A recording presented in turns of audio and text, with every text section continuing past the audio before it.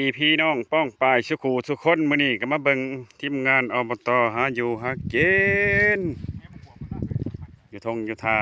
อยู่ซ้ายเซจำพรคือเก่าเด้อพี่น้องเด้อ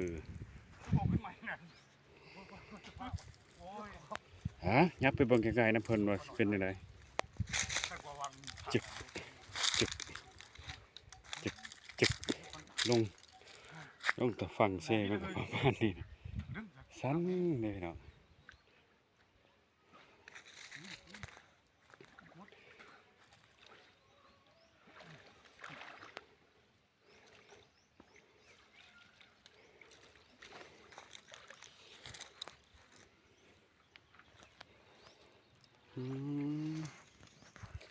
แสดงว่าการหาอยู่หากินแบบนี้แม่น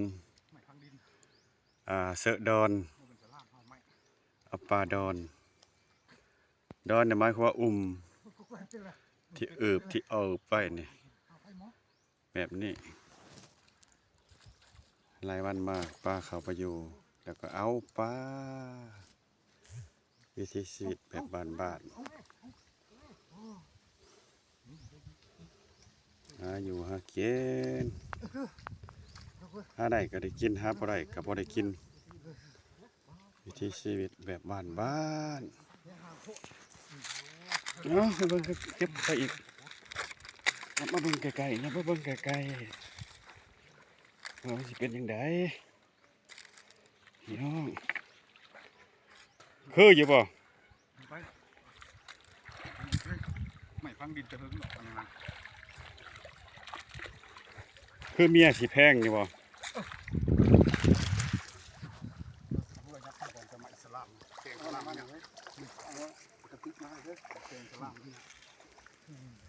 เห็นนะนะผู้นี่นะว่าเครื่องข้างปลาเครื่องข้างปลาโอ้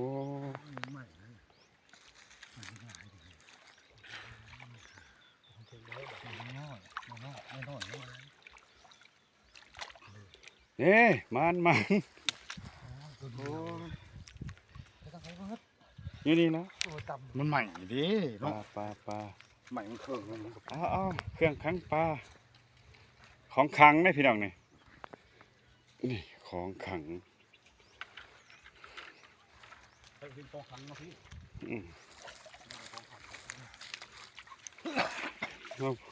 ปลาปากเป็น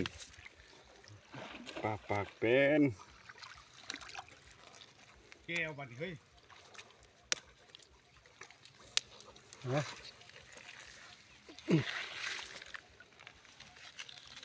เอาปลาปากเป็นน้ำอะไรเลย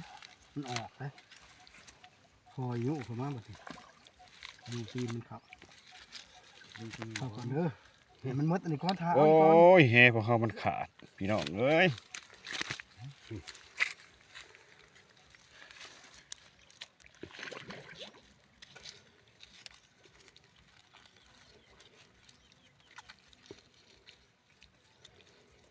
นี่บักใหญ่งามเอาเขาของขัง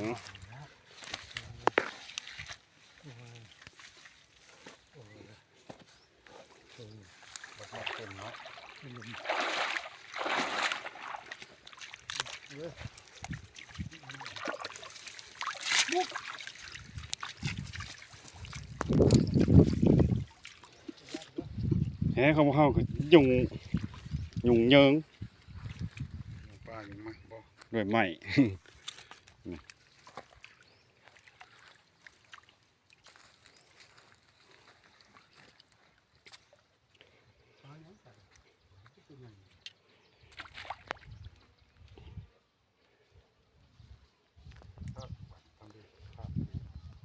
ตอนนี้กระดอนยังทำได้เอา